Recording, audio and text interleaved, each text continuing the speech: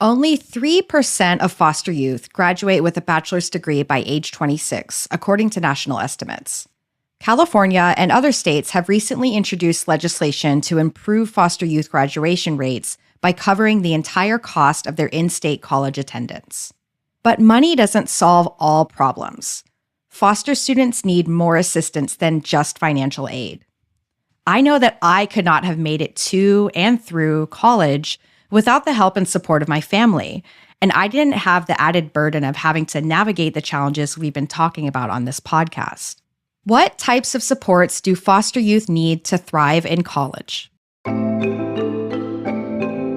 This is Among Us, a podcast from UCLA's Center for the Transformation of Schools that unpacks the often invisibilized experiences of students. On this episode, CTS Faculty Advisory Board member Dr. Audra Langley interviews two higher education professionals from opposite coasts, Dr. Kizzy Lopez here in California, and Dr. Nate Okpych in Connecticut. Kizzy and Nate open our eyes to the social capitals that the average student possesses upon entering college that help set them up for success. Things like the inherent privilege of having a stable family.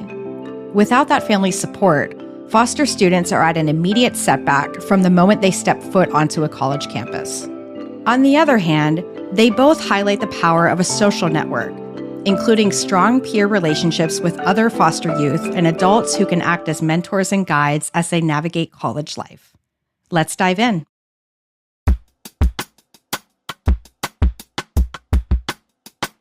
Like many of our guests, Kizzy has lived experience in foster care.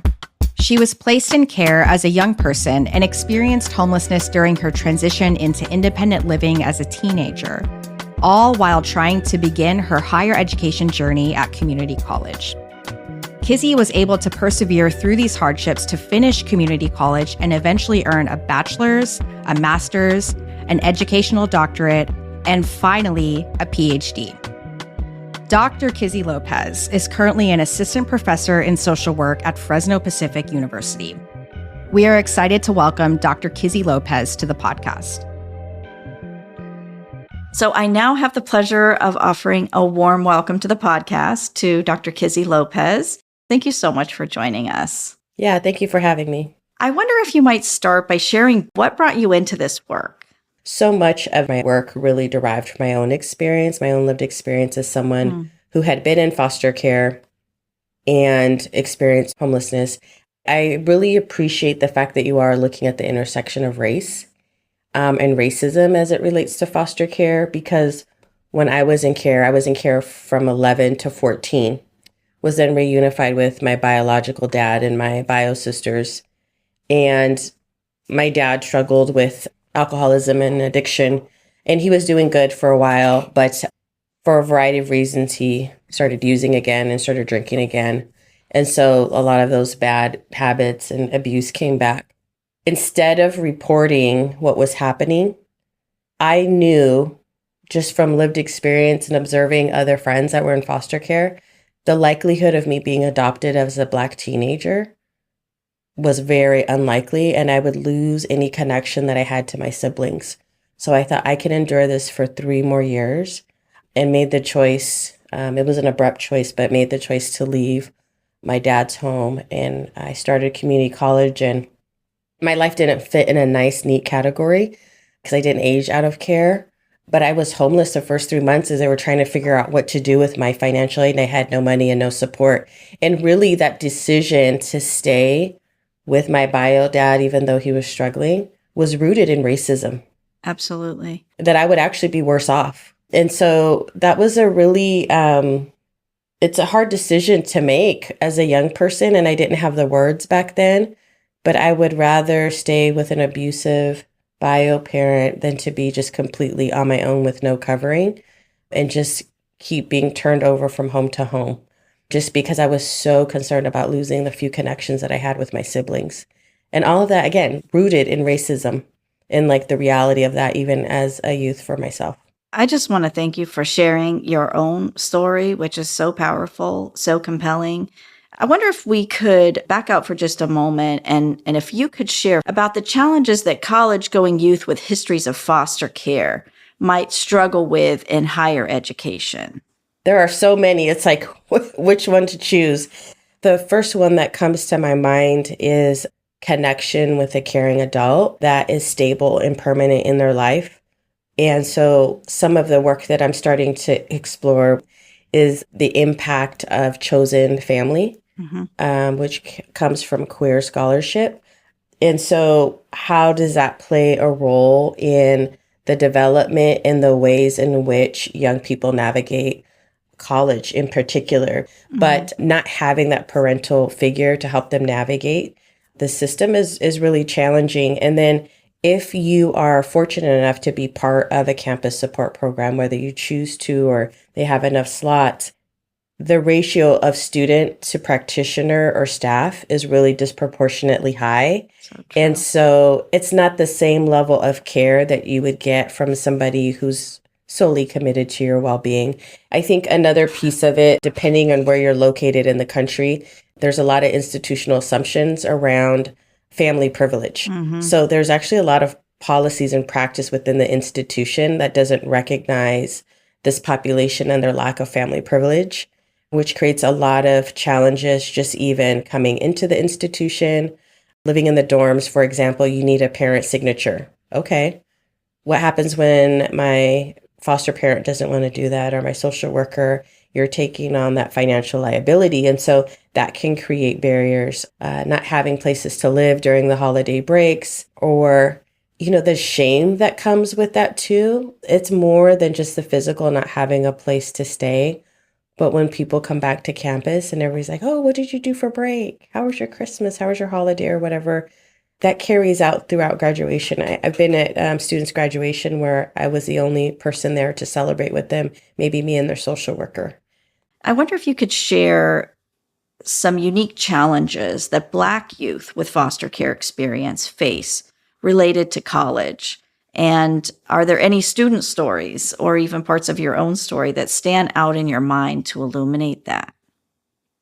I remember when I first started Renaissance Scholars at Fresno State, somebody challenged me on the number of Black youth that I had in the program, basically insinuating because I'm Black, I'm letting in disproportionately more Black students. And so I took them to my office and I pulled up a report about racial disproportionality. And I said, if you don't like the number of Black students that I'm admitting into this program, be an advocate and change what's happening in child welfare. My dad used to have this old saying, you can't get blood from a turnip. I am recruiting the students that are presented to me.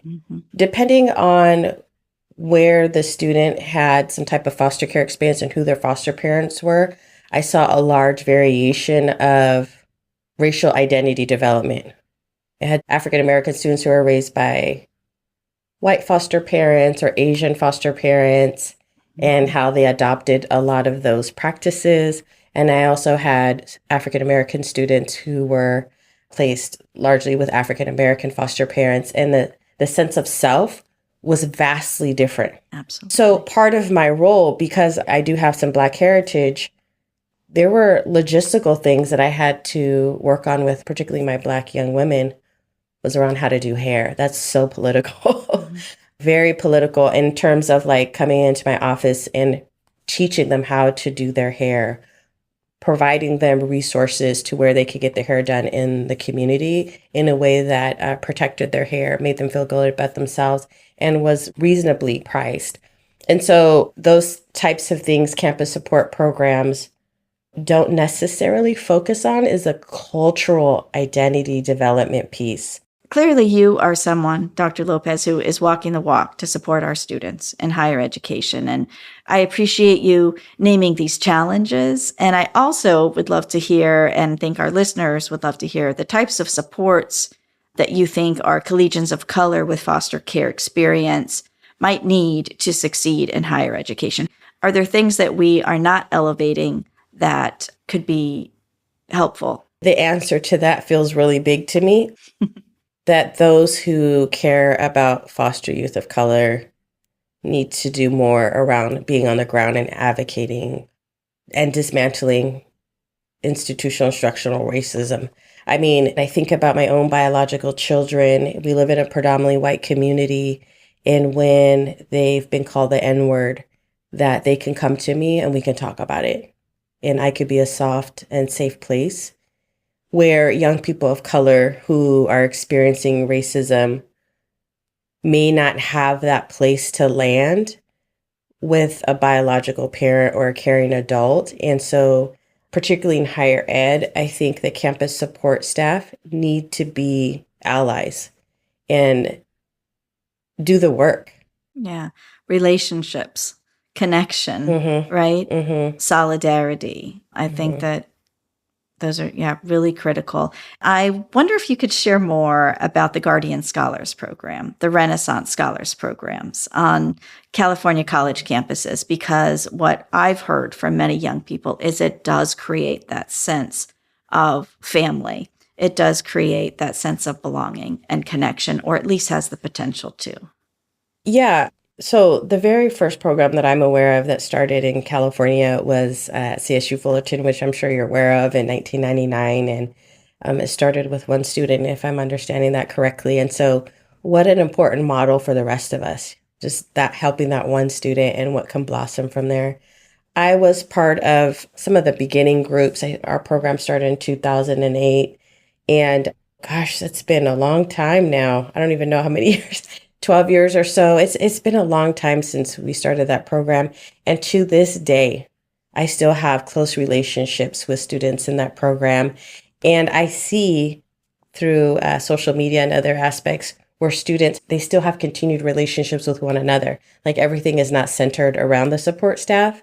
And I think that's really such a beautiful thing that you can build those strong connections. It gives you a place to belong on campus. Our campus colors were red. And so these sweatshirts that were embossed with Renaissance scholars. And so our very first cohort, they got these sweatshirts before they got to know everybody. And so when they saw each other on campus, there was this nod and understanding. Oh, you're part of the same program I'm a part of. And there was this kind of unspoken instant connection.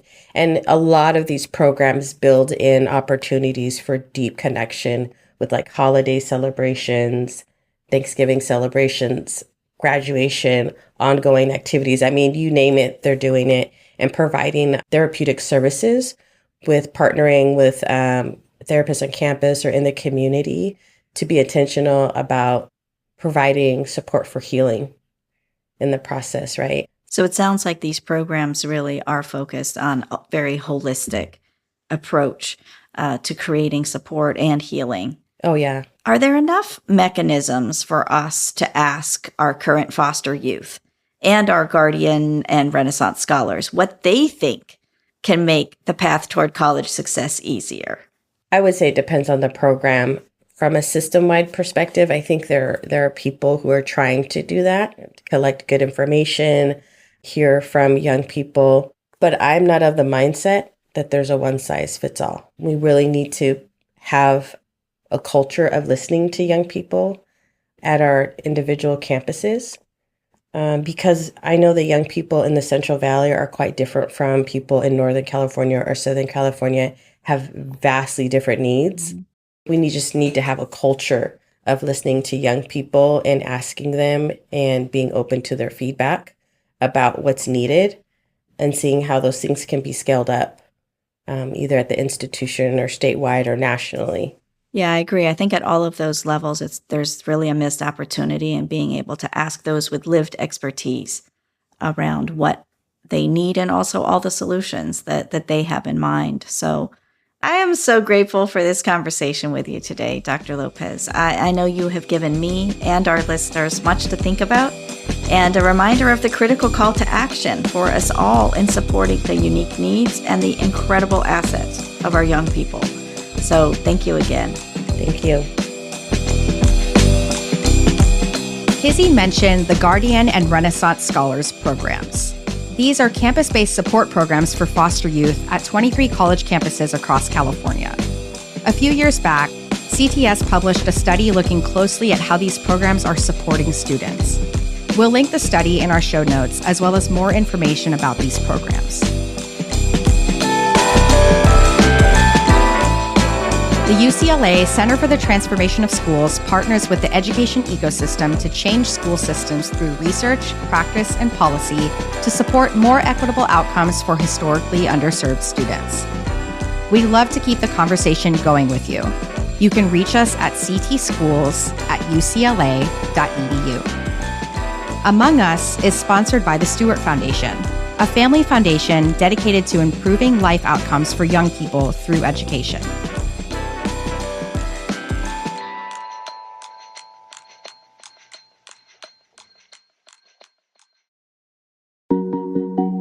CTS works alongside amazing and essential organizations to champion change in our school systems, like this one. Hi, my name is Angelina Saul, and I'm a program officer with the Conrad and Hilton Foundation. There's so much movement right now in terms of investing in different kinds of mental health, whether that's peer-delivered services, whether that's more yoga-based therapies, art-based therapies, things like that. And so while that's not something that is necessarily explicitly stated in our strategy, mental health is.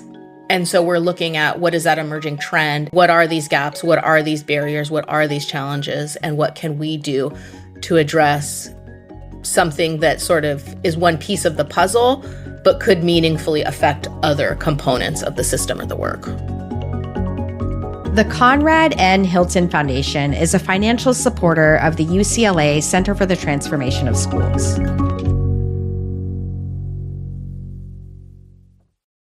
Dr. Nate Okpych is a professor of social work at UConn. Prior to working in higher ed, Nate provided mental health services to youth in residential, school, and community settings, and also worked in college residence life. His research focuses on factors that influence the college outcomes of foster youth, like social support, policies, and programs that promote college access and completion. Let's listen to Nate's conversation with Dr. Audra Langley. I have the pleasure today of talking with Dr. Nate Okpych, an associate professor in the School of Social Work at the University of Connecticut. I want to welcome you to the podcast, Dr. Okpych, and thank you so much for joining us. Great. Thank you. I'm so grateful to be here. I wonder, are there any particularly impactful stories from students on your journey that stand out in your memory that really inspired you to move to this point and that probably continue to speak to you in your current work? Yeah, so I would say one story in particular, this was actually when I was in my PhD program and I was attending a conference that was in California. There was a young woman in the audience who was currently in foster care. She was 20 years old. She was enrolled in community college. And she was saying how her 21st birthday was coming up in a few weeks. And at first, the crowd was like, oh, congratulations, you're turning 21. And for, most young people, that would be, something to celebrate, with family, with friends. But for her, she was in her very last semester of community college. Her birthday would come up around, late February, early March. And she was worried because on her 21st birthday, she would have to leave foster care. In California, foster care age limit is 21. So on her 21st birthday, she's basically on her own. Yeah. And so she was really thinking about, do I try to stay in college, couch surf, do what I can to finish the degree? Or do I leave, get a full-time job, put off school, maybe go back later and just take care of, work so that I'm able to live, to be able to pay bills and to pay rent. That story just really stuck out to me because it just shows the difference that a young person in foster care, there's some things that are similar to other students in college, but there are some things that are very different, a totally different reality and a totally different set of obstacles that young people have to face. So really that kind of underlined, highlighted for me just the need to develop programs, to develop policies to make sure that, things like that don't happen, so that young people really are able to achieve their potential and achieve their aspirations. I really appreciate that response. It's really powerful, that narrative from one young person that is happening across so many young people and being able to amplify that even in the current work that you're doing. Really appreciate that. I guess given what you've just shared, what early interventions or early supports could we be championing among our pre-K to 12 students that could help shift the tide and create more equitable college pathways for youth with histories of foster care? Some things that are distinct about students with foster care history. First, I would say is the trauma. A lot of young people enter care because of trauma, neglect, abuse, sometimes a combination of both. Also, another thing is, by definition, if you enter foster care, you're separated from your family, which is really huge impact, huge deal. Even if there were things that, may not have been great with your family, it still is a huge trauma and a huge impact to be separated. And a lot of young people, especially if we're looking at young people in care in their teenage years, on average, they move to multiple different foster homes, on average 5 to 6 different foster homes. So, think about that. Each different home, it's a new caregiver. You're living with a stranger. You have to get accustomed. Sometimes those foster care placement changes are also accompanied by school changes. So again, imagine you're a young person in school. You've been removed from your family. You're living maybe with kin, but possibly with strangers. You don't know anyone at your new school if you've been moved there. It's all new. And again, with each school change, some material is repeated, right? I've learned the Pythagorean theorem 3 times, but I don't know what sine, cosine, and tangent is. So that creates gaps in learning. So that all this leads to some young people being more likely to repeat a grade. In terms of K-12 supports, one thing that's come out time and time again, just the power of having a stable, consistent relationship with someone that can be an encourager, a guide. Because a lot of young people, again, they're first in their family to go to college. They don't know what they don't know. So having someone there that can really guide them is so, so huge. Another part is just the importance of kind of academic support to fill in the gaps, the educational gaps. So this could come in the way of tutoring, of summer enrichment programs, of bridge programs in the summer before young people enter college. Really just to kind of emphasize and underscore that, college is for them. This is some place that if they aspire to go to, they are there, they belong there. Another intervention is really to connect young people in care with each other. They may be in a classroom where they're, one of few or the only one, young student who's in foster care. And it can be a very isolating experience. Having the ability for young people to talk with each other as peers, empathized. A lot of them have gone through a similar thing. And really to reclaim foster care, not as a negative, but as a positive identity, and to plug into kind of a positive community of peers to help buffer against stigma. And again, to build really a positive identity around their involvement in foster care. And then this is, more for young people in high school. I'm just really increasing awareness of some of the resources and funding that are available for young people in foster care, right? Some states offer college tuition waivers if you were in foster care after a certain age. There's, more than half of the U.S. states offer that. There's a federal program called the Education and Training Vouchers Program, which offers $5,000 per year that goes towards post-secondary education, college or vocational school. There's, of course, Pell Grants. That's not something that young people automatically know about, that when they're filling out their FAFSA, that if they're in care after age 13, they can file as an independent student status, and that will open them up to a lot more free federal aid. And then, of course, there's really a wellspring of programs that are located on college campuses, but also in the community that are designed just for young people with foster care backgrounds. This is a place on campus on day one. They can get connected to someone that will be their guide, their tutor, their advisor, and are also connected to a community of peers that have a similar background as they do. So I think those are some things that we can do earlier on. I appreciate your focus on the relational aspect of this.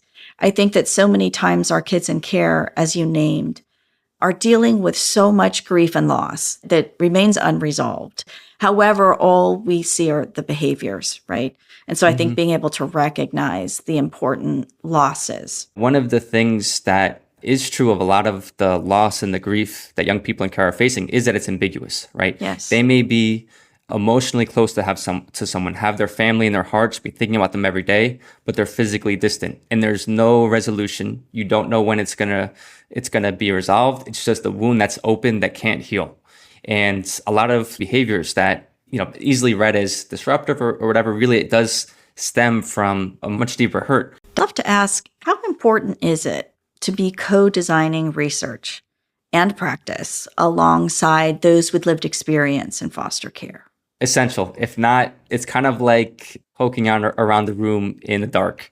You might find something, but you're going to trip up a lot, and you're going to get to the other side of the room a lot slower than if you had a young person who lived it and walked through the experience. Yeah. The last 10 plus years, there's been such a strong emphasis on that. One of the things that I feel really privileged about is a lot of colleagues that I've worked with have lived experience, and they were young people in care. They've brought that into their professional work as program directors, as researchers, as policy advocates. But even still, that's important, but you also still need to be talking to young people right now who are living it right now, because times change, situations change. I wonder if there are any concrete actions that listeners of our podcast can take to better support former foster youth who are currently in college or those who are working toward college. If you have a young person in your life that you have the opportunity to be a part of their life, really just to take time to listen. Sometimes it takes a while for trust to form. And at first, there may even be a period where they're pushing away just because they're used to so many times of, people leaving or them leaving and the relationship breaking. So it may take some time, but really listening to their experience. I think that's the important thing. Another thing is just, if you're not that familiar with child welfare, this population, leveling up in knowledge. There's some great resources. To give an example, John Burton Advocates for Youth, based in California, has a phenomenal website with research studies and a list of campus-based support programs and so many different toolkits that are useful to young people, but also useful to us. Because when we look at that and imagine what is it like to walk through the experience as a young person in care, these resources will be really helpful. There's a bibliography that a few colleagues and I just recently published. It's Jen Geiger, Rael Johnson, and myself. It's in the Oxford Bibliography of Social Work. It's called Post-Secondary Education Experiences and Attainment Among Youth in Foster Care Backgrounds.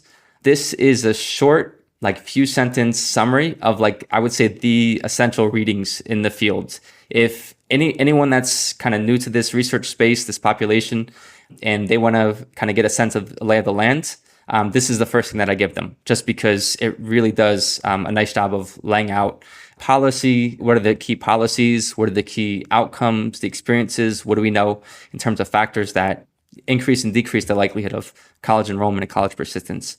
And then I would say just getting involved. There are a few organizations. One is called the National Resource Collaborative for Foster Care Alumni in Higher Education. It's a long name, but this is an organization that puts on webinars every month, interdisciplinary webinars that is really focused on practice and policy and doing sound research.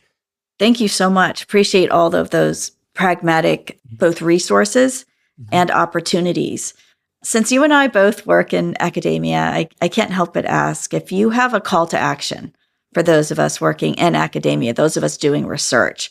Are there ways that we can better propel this work forward in an asset-based and a community participatory manner? I would say as a first step is really making an intentional effort to include, other researchers and young people with lived experience, from the start in the planning process of the project, so that they're there along the way, helping to construct what questions are going to be asked, how we're going to collect the data, how we make sense of the findings for sure. Young people oftentimes have really great ideas that are a lot more up to date and current, in tune than we have. So translating the findings into actionable steps, I think, is critical. In terms of translating our research studies, because a lot of times that's where they lie, in journal articles that are written in academic speak that are behind paywalls. It takes a little bit of effort, but it's totally possible to take a 15-page journal article, convert it into a one-pager or a two-pager, no staples, back and front. What are the key points? And then that's something that you can hand to administrators, to policymakers, to others who need to see this research, but they don't have time or, money to pay $39 for a journal article. So I think that's something that's very concrete and actionable. Love that. Accessibility, translatability, right? All of these pieces are so critical. Well, I just want to name that I'm so grateful to have had this opportunity to talk with you today and to have you share your work, your insights with the Among Us listeners. I know that I will certainly take several things away from this into my own work in support of young people. And so I really appreciate your time. Both Kizzy and Nate emphasize the importance of a foster student having a stable relationship with a caring, invested adult, and the huge difference this can make in their college experience and success. They also encourage us to truly listen to young people with lived experience.